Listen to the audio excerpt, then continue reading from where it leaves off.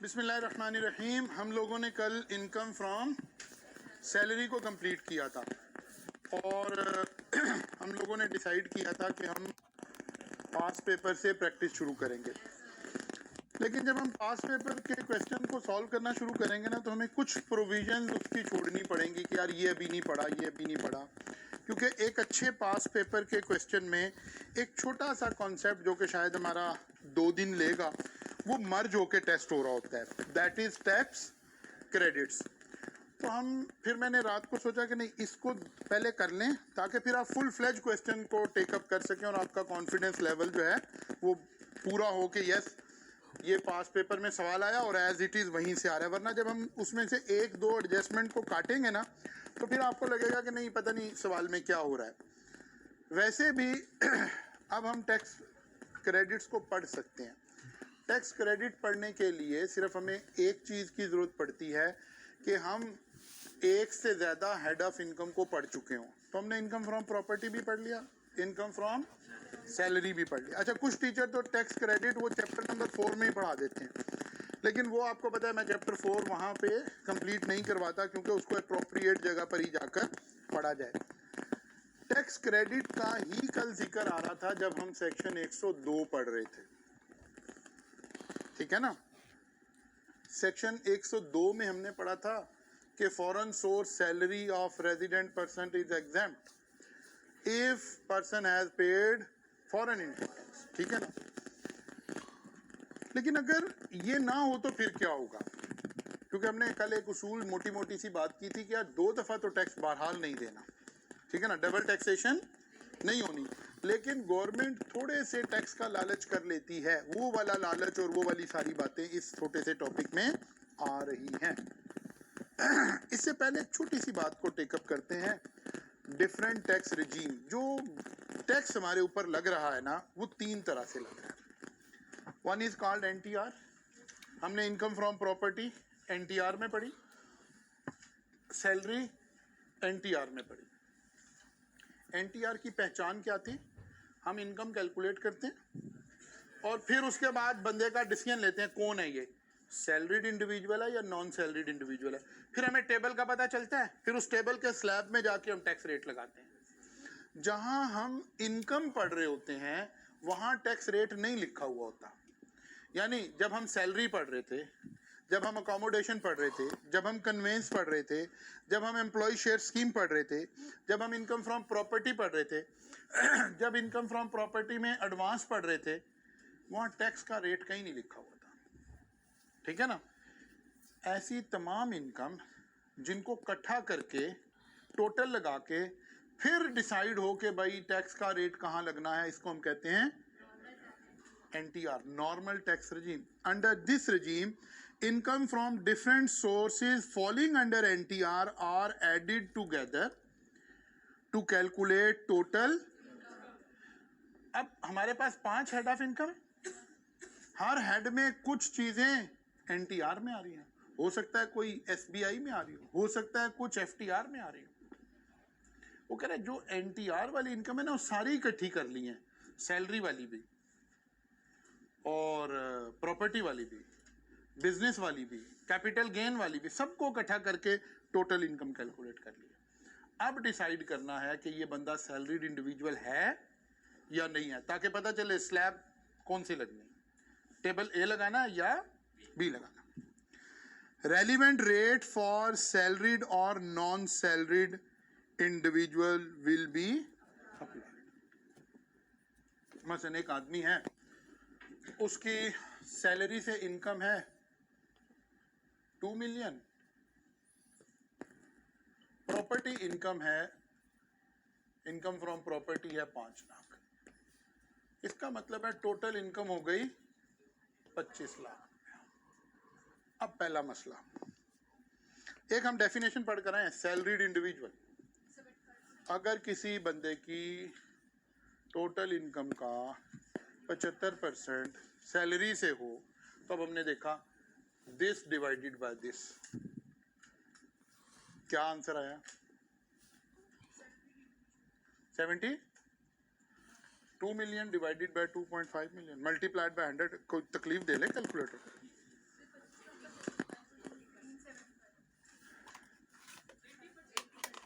75% से ज्यादा है।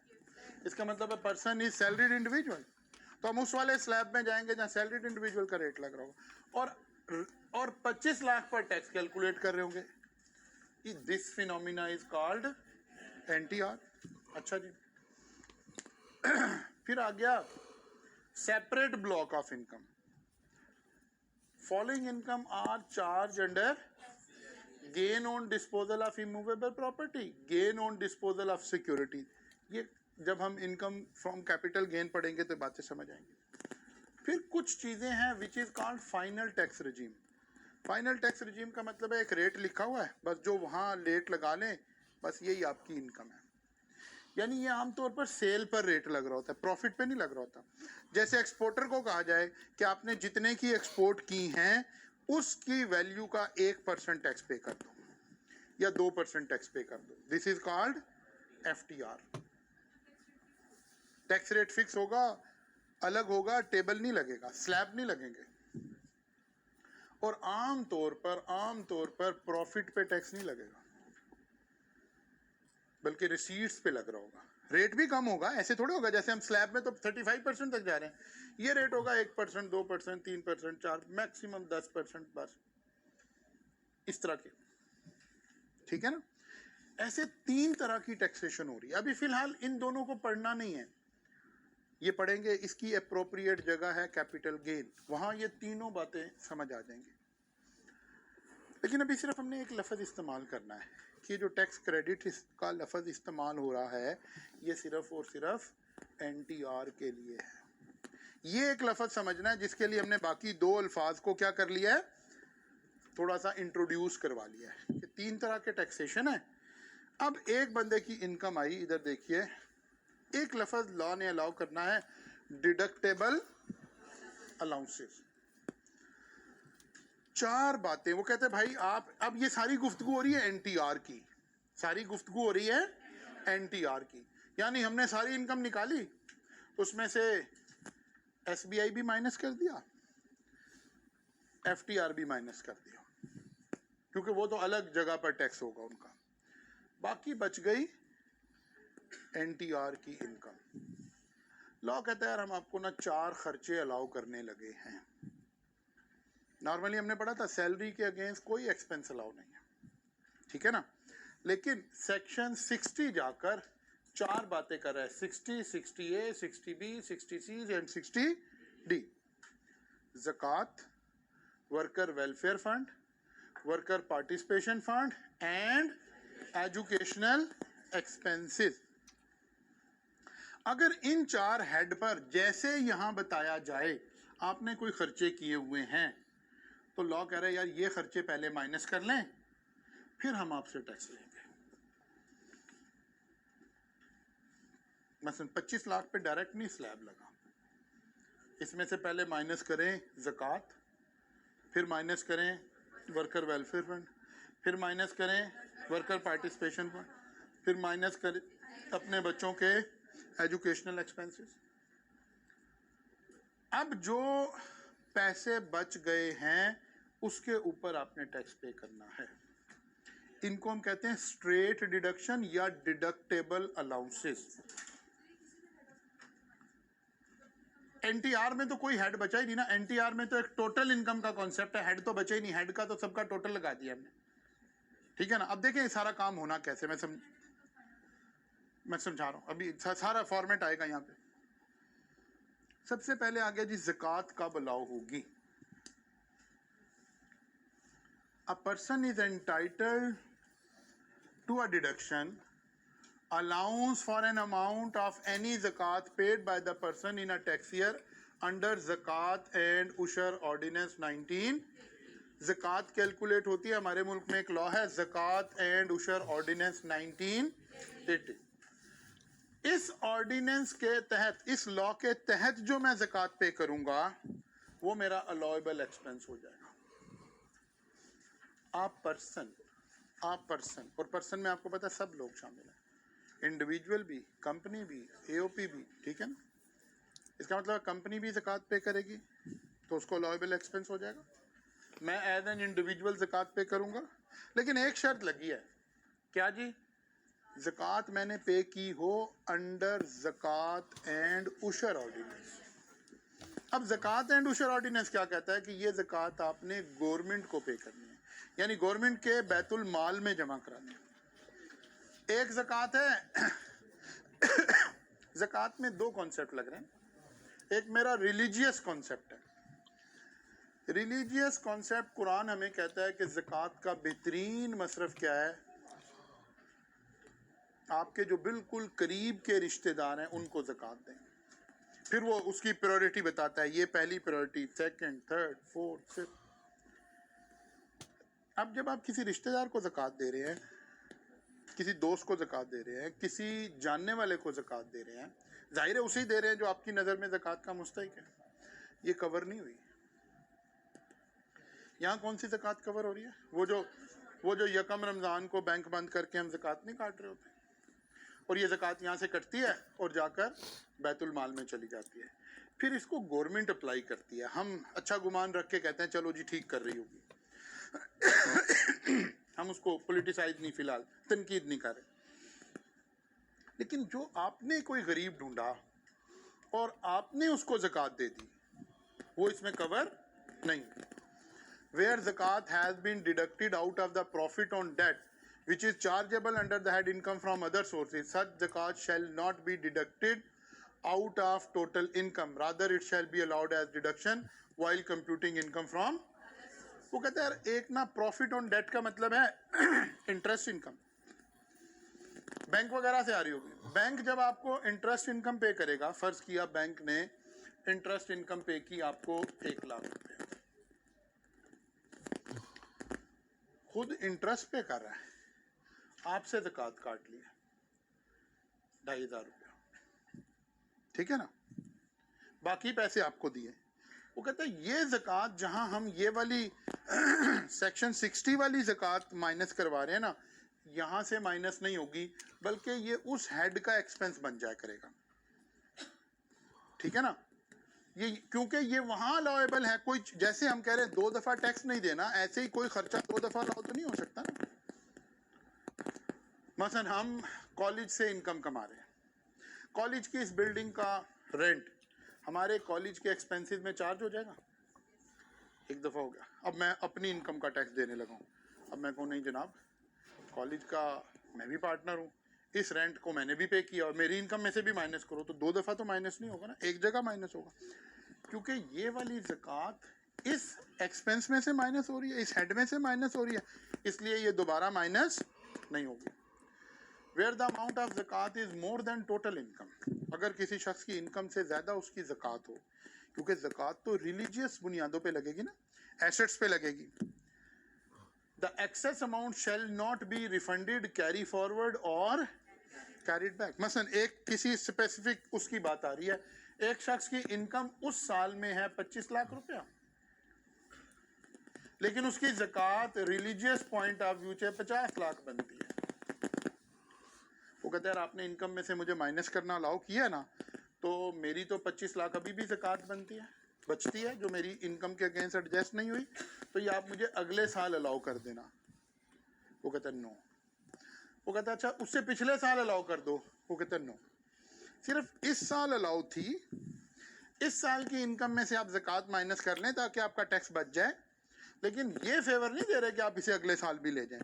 हाँ, कुछ चीज़ें अगले साल जाया करेंगी। हम एक चैप्टर हमने पढ़ना है, set of and carry forward of losses, business loss कुछ आगे जाया करेंगे, लेकिन ये कैरी फॉरवर्ड या कैरीड बैक, या वो कहे जी चलो फिर 25 लाख आप मुझे रिफंड कर दें, वो कहता है ये कोई ऑप्शन नहीं है। हम नॉर्मली तो ऐसे ही होगा कि किसी शख्स की 50 लाख इनकम होगी और वो क्लेम कर रहा होगा कि यार मैंने 10,000 रुपया, 20,000 रुपया, 1 लाख रुपया ज़कात पे की हुई है, तो हम जर्नल चाहते हैं। मसलन ये कहता है जी मैंने 5 लाख ज़कात पे की हुई है, तो ओके जी 45 लाख पर टैक्स दे दो। गवर्नमेंट ये कहना चाह रही है, ये बात समझ आ रही है। लेकिन अगर इसकी 50 लाख इनकम है और इसने 75 लाख ज़कात पे की हुई है, तो वो जो 25 लाख है उसका अब कोई बेनिफिट नहीं है, वो ज़ाया हो गया आपका। ना पिछले साल बेनिफिट जा सकता, ना अगले साल जा सकता, ना रिफंड दे रहे हैं। यही बात लिखी है वेयर द अमाउंट ऑफ ज़कात is more than total income excess shall not be refunded, पैसे वापस ना लेने आ जाना, और कैरी फॉरवर्ड अगले साल नहीं लेकर जाएंगे, और कैरीड बैक पिछले साल नहीं लेकर। इसका मतलब है ये सिर्फ उस साल का बेनिफिट हो रहा है। बस एक बात समझने वाली है, ज़कात मस्ट बी पेड अंडर ज़कात एंड। अब अगर खाली लिखा हो ना ज़कात पेड, एग्जाम में लिख लें कहीं ये बात, खाली लिखा हुआ है ज़कात पेड, तो हम हमेशा अज्यूम कर लिया करेंगे कि ज़कात पेड अंडर ज़कात एंड उशर ऑर्डिनेंस। हम अज्यूम कर लिया करेंगे कि दिस ज़कात इज पेड अंडर ज़कात एंड उशर ऑर्डिनेंस, और इसके ऊपर इसको डिडक्शन क्लेम कर लेंगे। लेकिन अगर ऐसे लिखा हो, एक और लफ्ज़ लिख लें, वन साइडेड हमने कॉपी करवाई हुई है ना किताब की, एक लफ्ज़ और लिख लें, ज़कात पेड टू पुअर रिलेटिव्स या फ्रेंड्स या पर्सन्स, ज़कात paid to poor relative, person, friends. ये नज़र आ रहा है हमने इंडिविजुअल पे की हुई है। अब आपकी अजम्पशन का कोई फ़ायदा नहीं है, अजम्पशन लेंगे भी तो गलत हो जाएगा। दिस ज़कात shall not be allowed as deduction. ज़कात पेड टू रिलेटिव्स, पर्सन्स, अब अजम्पशन का कोई फ़ायदा होने वाला नहीं है। इससे लिख लो,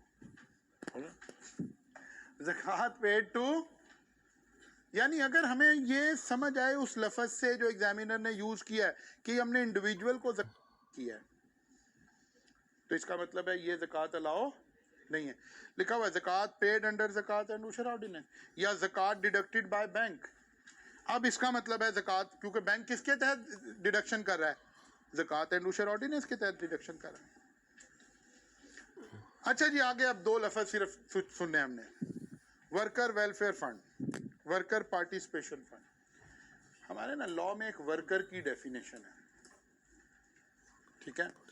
अब ये इंडस्ट्रियल वर्कर और उनका जिक्र हो रहा है बेसिकली। ये दो बड़े अच्छे सोशल नेटवर्क्स हमारे मुल्क में भी मौजूद हैं। जैसे आपने देखा होगा सोशल सिक्योरिटी के हॉस्पिटल्स हैं, ठीक है ना। फिर वर्कर वेलफेयर फंड के तहत बहुत सारे बच्चों की तालीम 100% फ्री है। इवन उन्हें किताबें भी मिलती हैं, उन्हें हॉस्टल का खर्चा भी मिलता है, उन्हें कॉलेज के सारे पैसे मिल रहे होते हैं अगर वो उनके वालिद वर्कर वेलफेयर फंड में उस इदारे में रजिस्टर्ड हैं तो, ठीक है ना।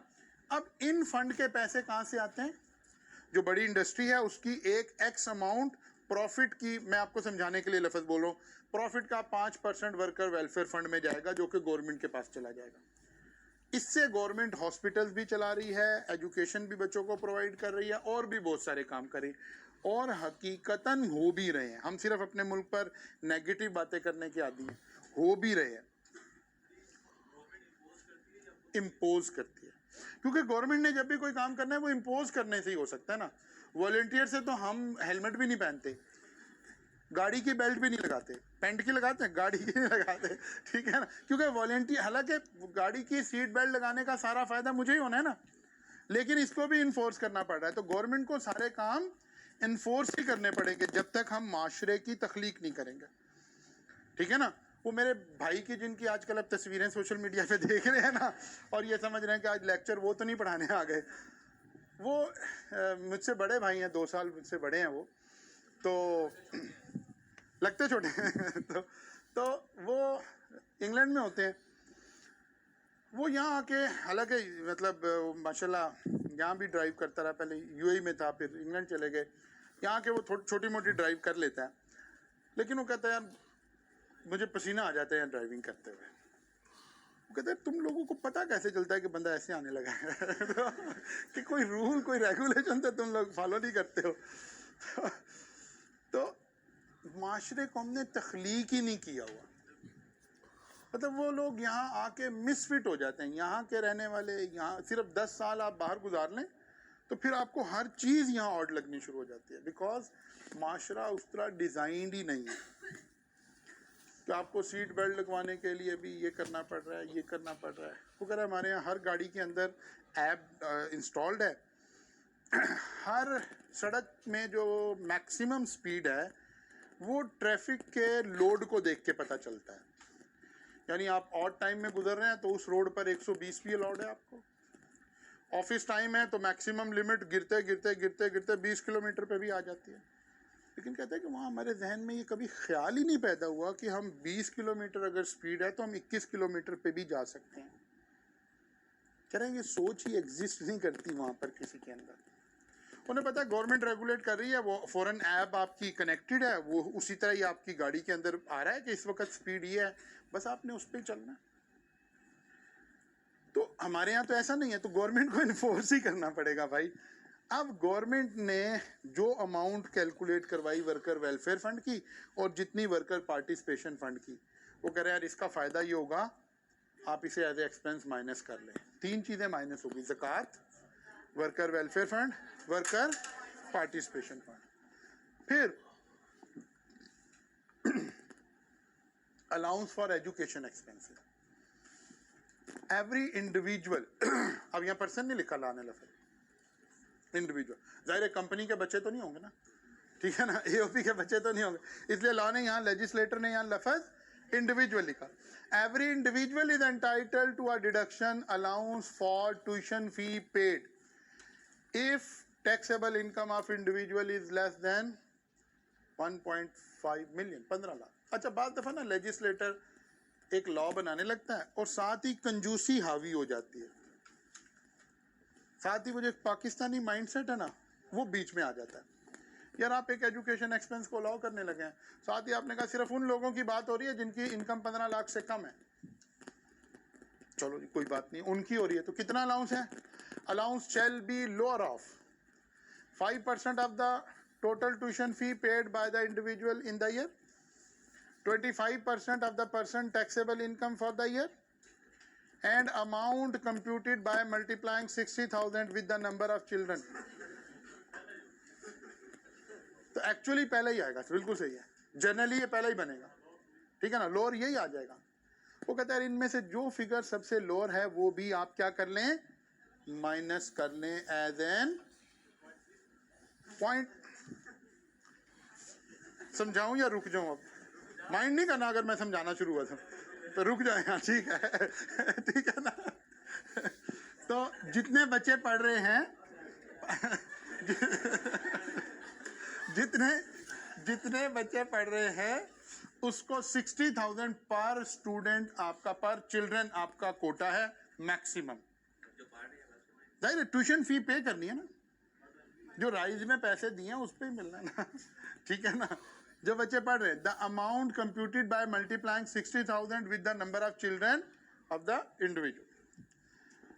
Allowance which is not able to deduct shall not be carry forward. वही वाली बातें आ गई सारी की सारी। लो जी 4 बातें लॉ कह रहा है ये माइनस कर ले। अब जरा इसकी कंप्यूटेशन पढ़ते हैं, कॉपी निकाल लें, जरा कॉपी निकाल लें। नंबर 1, सबसे पहला काम, फॉर्मेट क्या होगा? सबसे पहला और जरूरी काम, फॉर्मेट क्या होगा? तो अब हम सारी इनकम पढ़ चुके होंगे ना, जरा देखिए, इनकम फ्रॉम सैलरी, वर्किंग 1 में हमने इसकी वर्किंग कर रखी होगी, इनकम फ्रॉम प्रॉपर्टी। साथ एक्सप्लेनेशन के लिए आपको कहा कि ये प्रॉपर्टी पाकिस्तान में भी हो सकती है, पाकिस्तान से बाहर भी हो सकती है, क्योंकि अगर सैलरी पाकिस्तान से बाहर होगी तो एग्जेम्प्ट होगी थी ना। इनकम फ्रॉम बिजनेस, पाकिस्तानी भी फॉरेन सोर्स भी। कैपिटल गेन, पाकिस्तानी भी फॉरेन सोर्स भी। Income from other sources, Pakistani भी फॉरेन सोर्स भी। अब जरा पहले ना कुछ नोमेनक्लेचर हमने याद करना है। सारी इनकम पाकिस्तानी सोर्स और फॉरेन सोर्स हमने ऐड कर दी, इसका नाम रखा है टोटल इनकम। क्या नाम रखा है इसका? Total income. इसमें से माइनस कर देनी है 2 इनकम, सेपरेट ब्लॉक वाली भी और एफटीआर वाली भी, यानी जिनके ऊपर अलग टैक्स रेट लगना है। जाहिर है वो माइनस करनी है ना। क्योंकि सेपरेट ब्लॉक का भी अपना अलग रेट है, स्लैब नहीं लगना उस पर, और FTR भी अलग ही है। वो दोनों माइनस कर दिए हमने। जब ये माइनस कर दी, अब माइनस की हैं डिडक्शंस। कौन सी? ज़कात, worker welfare fund, worker participation fund, allowance for education. अब जो इनकम बची है that is called taxable income. अब ये फर्क समझना है, what is total income and what is taxable income. लिख लें, नोट कर लें, एक दफा हाथ से गुजर जाएगी इस बहाने। स्लाइड दे दूंगा। हाँ ऐसे, चलो तस्वीर उतार लो भाई, लिखने से रहने दो, हाथ से गुजर जाएगी ना जरा। पहले हर इनकम हमने ऐड कर दी है, पाकिस्तान सोर्स भी और फॉरेन सोर्स भी। फॉरेन सोर्स सैलरी एग्जेम्प्ट हो गई थी ना।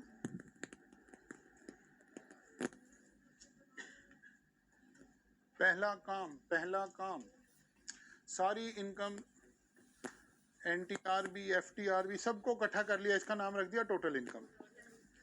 इसमें से NTR और SBI माइनस कर दिए, पीछे इनकम बची है NTR वाली सिर्फ। इसका मतलब है, यहाँ से एक बात समझें, ये जो सारी डिडक्शन है ये NTR के अगेंस्ट मिल रही है आप हमें, क्योंकि जो NTR के अलावा वाली इनकम थी वो तो हमने माइनस कर दी थी, ठीक है ना। ज़कात NTR के अगेंस्ट एडजस्ट हो रही है, वर्कर वेलफेयर फंड NTR के against, worker participation fund NTR के अगेंस्ट, बच्चों के एजुकेशन एक्सपेंसेस NTR के अगेंस्ट। अब माइनस किया है, अब जो बचा है इसका नाम रखा है टैक्सेबल इनकम। ये वो इनकम है जिसपे हम टैक्स पे करने जा रहे हैं। इस इनकम पे हम टैक्स नहीं पे करने जा रहे, इसको मैं ऐसे न्यूमेरिकली यहाँ बताता हूँ। देखें, एक बंदे की सैलरी इनकम है 8,90,000,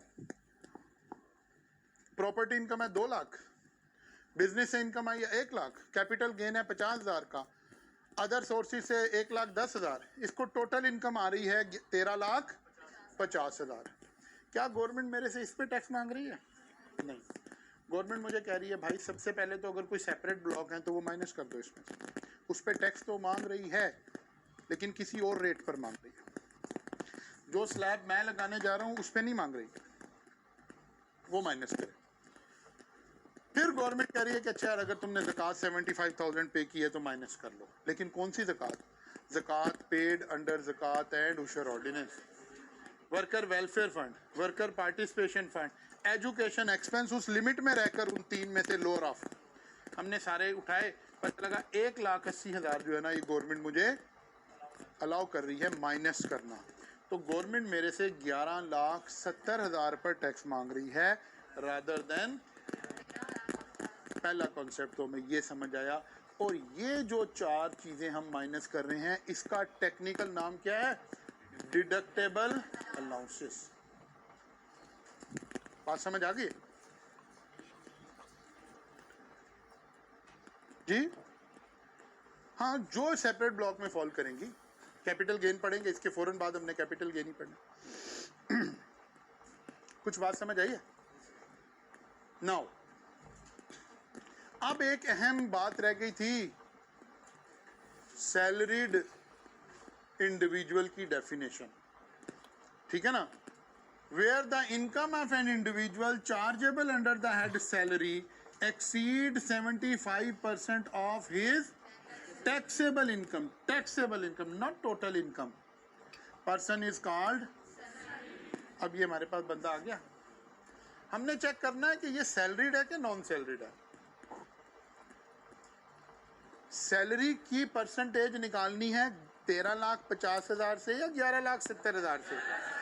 11,70,000 से। मैंने आपको निकाल के दिखाया कि 11,70,000 से जब हमने निकाला तो ये 76% है बंदा, तो सैलरीड इंडिविजुअल हो गया। फिर साथ ही आपको करके दिखाया कि ये वो गलत कैलकुलेशन है कि अगर आपने गलती से 13,50,000 लगा दिया तो ये नॉन सैलरीड भी बन जाएगा नंबर 1, और वैसे भी सारा ही काम खराब हो गया। ऐसे तो कैलकुलेशन करनी नहीं है। बात समझ आई है? इसका मतलब है एक इंपॉर्टेंट कॉन्सेप्ट हमारे जहन में अब ये बैठना है, what is taxable income. Taxable income comes after deducting separate block and non deductible allowances. ठीक है ना। अब आप ऐसे समझें हमारे वो जो हमने 3 बनाया ना उसको 2 में कन्वर्ट करते हैं। एक इनकम है जिसका रेट अलग है, क्या है वो SBI है, क्या है वो FTR है। और एक इनकम है जिस पे टेबल लगना है, क्या है टेबल A लगे या B लगे। सबसे पहले हमने टेबल वाली इनकम यानी NTR की इनकम सेपरेट की है। पहला काम क्या किया है, NTR की इनकम सेपरेट की है। जब इसकी इनकम सेपरेट कर दी तो फिर हमारे पास क्या आ गया, बल्कि अभी सेपरेट भी नहीं की, उससे पहले वाली इनकम NTR सारा कुछ शामिल है बीच में, टोटल इनकम। फिर हमने SBI अलग किया, फिर हमने डिडक्टेबल अलाउंसेस माइनस किए, बाकी क्या रह गया, टैक्सेबल इनकम। ठीक है।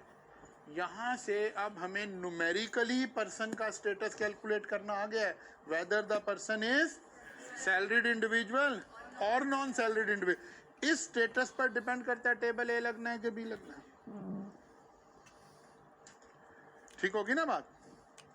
इस स्टेटस पर डिपेंड करता है कि टेबल A लगेगा या टेबल B लगेगा। अब हमारे हाथ से अगर ये लिख कर हमने नहीं किया हुआ तो हमें सारा कॉन्सेप्ट आने के बावजूद अगर फॉर्मेट याद नहीं है तो हम एग्जाम में कंफ्यूजन का शिकार हो जाएंगे।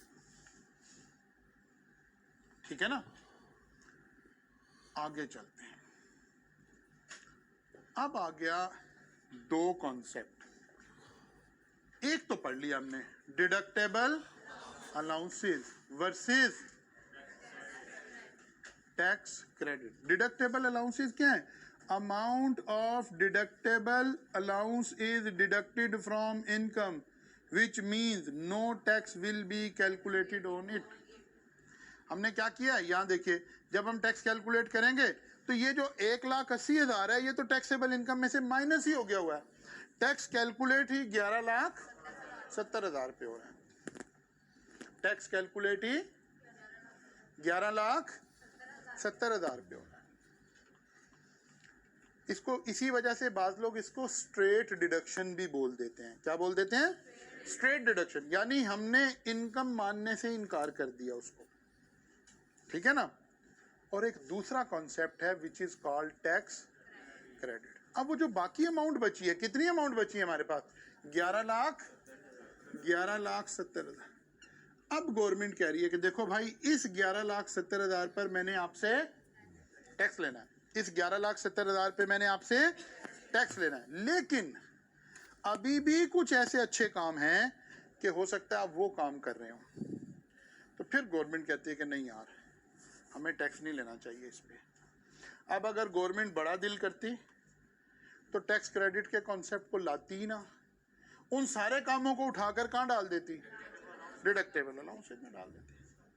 लेकिन गवर्नमेंट को वही पाकिस्तानी माइंडसेट बीच में आ गया ना, कहा नहीं यार ऐसे नहीं है, हम इन पर टैक्स तो नहीं लेना चाहते, लेकिन हम एक काम करेंगे, आपसे पहले 11,70,000 पे टैक्स कैलकुलेट कर लेंगे, फिर जो काम आपने अच्छा किया होगा ना उसके ऊपर आपको क्रेडिट प्रोवाइड कर देंगे।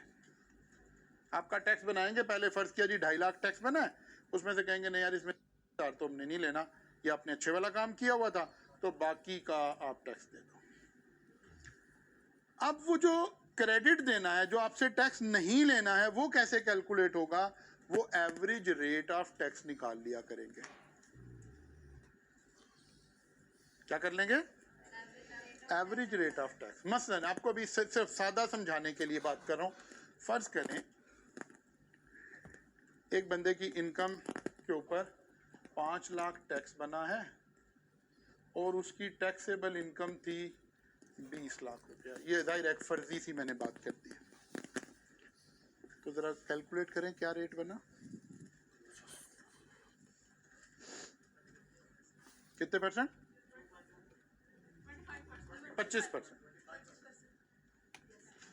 गवर्नमेंट कह रही, अच्छा ये 25% डायरेक्ट तो नहीं लगा ना, 25% तो आपको पता है स्लैब जब लग के आया होगा पहले 0% लगता है, फिर 5% लगता है, करते करते फिर 35% तक जाता है, उसका एवरेज निकलकर 25% आ गया। गवर्नमेंट कहती कि देखो यार, हमने आपसे जो आपकी इनकम थी उसका 25% टैक्स लिया है ना, अब आपने एक अच्छा काम किया, मसलन आपने चैरिटी का काम किया है, आपने 2 लाख रुपया ना शौकत खानम को डोनेट किया था, ठीक है। अब गवर्नमेंट कहती है यार ये तो आपने बड़ा अच्छा काम किया है, तो हम ना आपसे टैक्स कितना ले रहे हैं, 25%।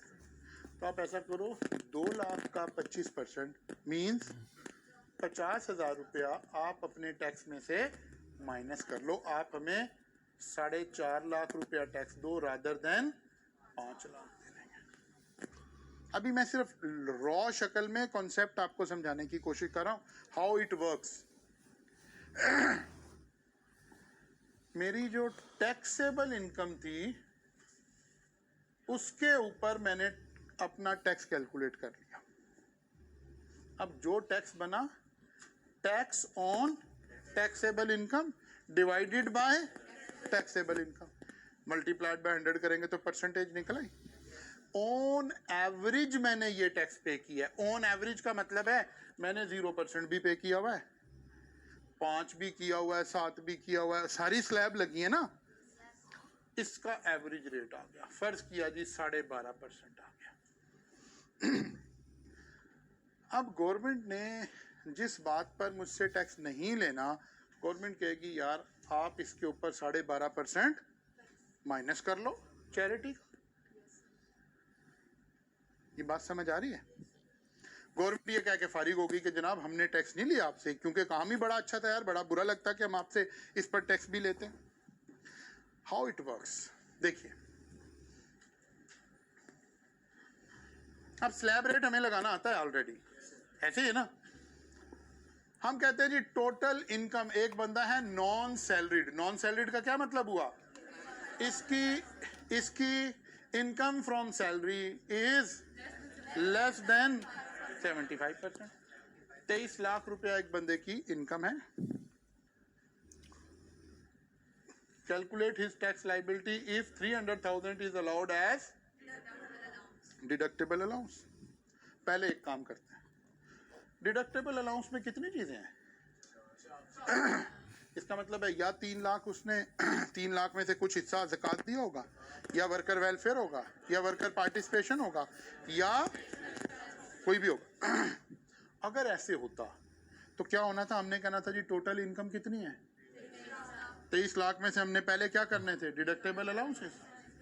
बाकी कितनी रह गई, 20 लाख पे हमने टैक्स लगाया स्लैब लगा के, तो फर्ज किया 2 लाख टैक्स बन गया। ठीक है, वो जो मैं कह रहा हूं कि गवर्नमेंट ने एक लालच किया है।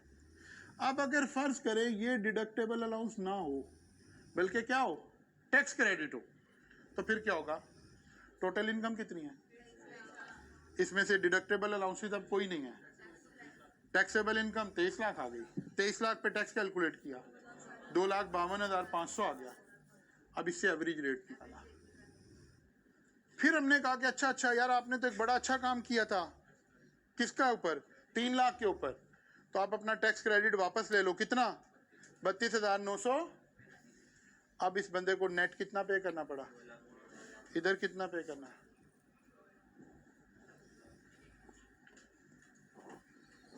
अभी सिर्फ मैं आपको कंसेप्चुअली समझा रहा हूं, कल आएंगे तो न्यूमेरिकली कैलकुलेशन करके चलेंगे। What is the difference between straight deduction and tax credit? Tax credit पर पहले टैक्स लग जाता है, फिर एवरेज रेट पर हमें वापस मिल जाता है, लेकिन इस सारे के कहानी के दरमियान हमें टैक्स स्लैब ऊपर वाला लग जाता है। यहाँ हमें 20 लाख वाला टैक्स स्लैब लगा था, यहाँ हमें 23 लाख वाला टैक्स स्लैब लगा। वो जो टैक्स रेट अपर लग गया है उसकी वजह से गवर्नमेंट को 19,565 रुपए का फायदा पहुंच गया, क्योंकि एक दफा आपने 3 लाख को इनकम तस्वुर किया है, टैक्स लगा दिया है।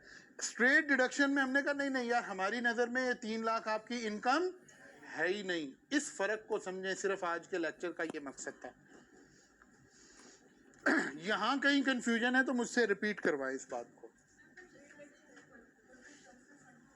सॉरी,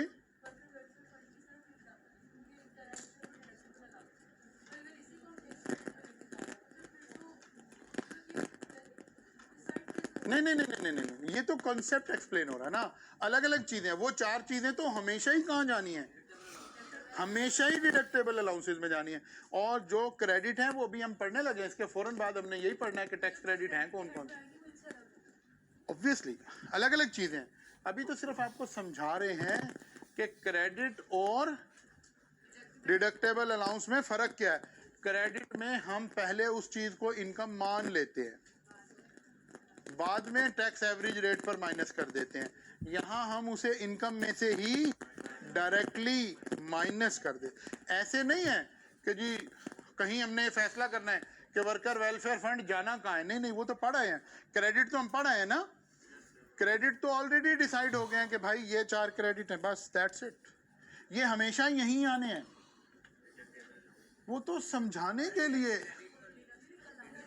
डिडक्टेबल अलाउंस, डिडक्टेबल ऐसे टैक्स क्रेडिट हम पढ़ने जा रहे हैं, 2 3 4 5 जितने हैं, ये ऑलरेडी डिफाइंड है। ये तो सिर्फ आपको मैकेनिज्म समझाया जा रहा है कि भाई फर्क क्या है, what is the difference between tax credit and deductible allowance. In deductible allowance वो चीज आपकी इनकम में से ही माइनस होगी, टैक्स लगा ही नहीं है। टैक्स क्रेडिट में क्या हुआ है, पहले इनकम में शामिल हो गई है, पहले टैक्स लग गया है। अब गवर्नमेंट कह रही है कि नहीं नहीं यार, इसमें से एक काम आपने अच्छा किया हुआ था, चलो इस काम पे जितने पैसे खर्चे हैं उसका टैक्स आपको वापस दे रहे हैं। लेकिन ये वाली गेम करने के दरमियान में ही गवर्नमेंट को थोड़ा सा फायदा पहुंच गया। यानी लेजिस्लेटर जब कानून बना रहा होगा उस वक्त ऐसे सोच रहा होगा कि अगर इस बात को इधर लिखूंगा तो ज्यादा फायदा चला जाएगा टैक्स पेयर पे, इधर लिखूंगा तो थोड़े से पैसे हमें भी आ जाएंगे। बात समझ आ रही है ना? तो this is the mechanism, what is the difference between deductible allowance and tax credit. इसलिए समझाने के लिए, इसीलिए आपको लिखा कि अगर calculate taxable income tax liability if, अगर ये डिडक्टेबल अलाउंस होता तो क्या होता, और अगर ये क्रेडिट में फॉल करता है। लेकिन इन रियलिटी जब हम क्वेश्चन पे जाएंगे तो यहाँ अगर नहीं लगना, दोनों चीजें होंगी।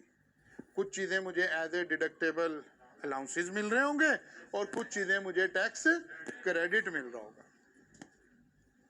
हमने न्यूमेरिकली सिर्फ साबित किया है व्हाट इज द डिफरेंस।